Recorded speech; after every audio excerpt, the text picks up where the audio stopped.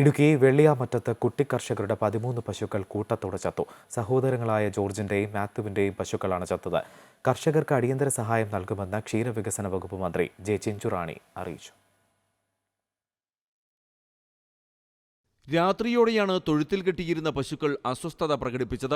പിന്നാലെ 13 പശുക്കൾ കുഴഞ്ഞു വീണ് ചത്തു. 17-കാരനായ ജോർജും സഹോദരൻ മാത്യുവും ചേർന്നായിരുന്നു പശുക്കളുടെ പരിപാലനം. 5 പശുക്കളുടെ നില ഗുരുതരമാണ്. ഞായറാഴ്ച വൈകിട്ട് 8 മണിയോടെയാണ് കപ്പത്തൊണ്ട് തീറ്റയായി നൽകുന്നത്. വെയിലത്തിട്ട് ഉണക്കിയാണ് നൽകിയിരുന്നത്. എന്നാൽ ഞായറാഴ്ച കപ്പത്തൊലി തീറ്റയായി നൽകി വൈകാതെ പശുക്കൾ ചത്തുവീഴുകയായിരുന്നു.